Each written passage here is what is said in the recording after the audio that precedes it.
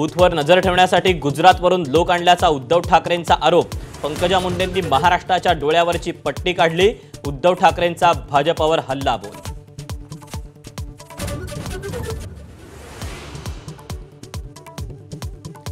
सरकार आल्यानंतर पहिल्याच कॅबिनेटमध्ये अदानींसाठीचे आदेश फाडून टाकणार।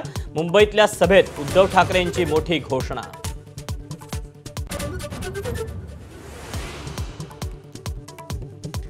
राज्यात कुणाचाही नाद करा पण शरद पवारांचा नाद करायचा नाही।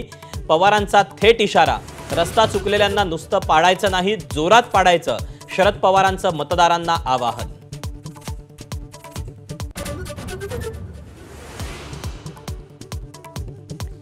मी शरद पवारांना सोडलं नाही, अजित पवारांचं बारामतीत मोठं वक्तव्य। सर्व आमदार म्हणाले म्हणून महायुती सरकारमध्ये गेल्याचं स्पष्टीकरण।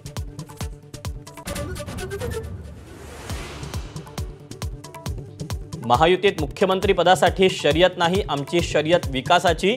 एबीपी माझाच्या एक्सक्लुझिव्ह मुलाखतीत मुख्यमंत्री शिंदेंचा दावा, तर मुख्यमंत्री पदासाठी नेमका फॉर्म्युला ठरलेला नसल्याचंही स्पष्टीकरण।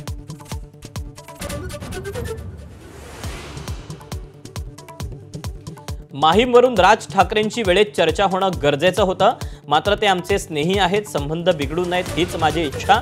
माझाच्या मुलाखतीत मुख्यमंत्री एकनाथ शिंदेंचं वक्तव्य।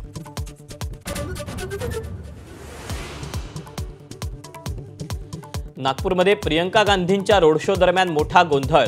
भाजप आणि काँग्रेसचे कार्यकर्ते आमने सामने, दोन्ही बाजूंनी घोषणाबाजी।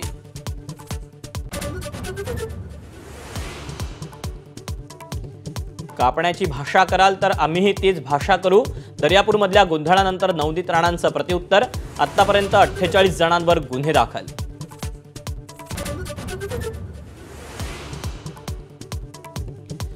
नाशिकच्या सभेत देवेंद्र फडणवीसांचं लाव रे तो व्हिडिओ। महाविकास आघाडीवर आरोप करताना लावला सज्जाद नोमानींचा व्हिडिओ।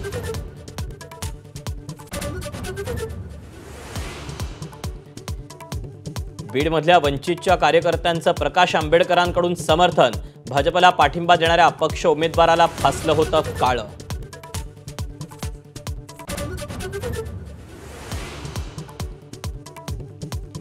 खेडमध्ये स्टिकर काढण्यावरून कदम कुटुंबातली भाऊबंदकी चव्हाट्यावर। स्टिकर काढताना चित्रीकरण केल्यानं रामदास कदमांच्या भावाची पत्रकाराला मारहाण।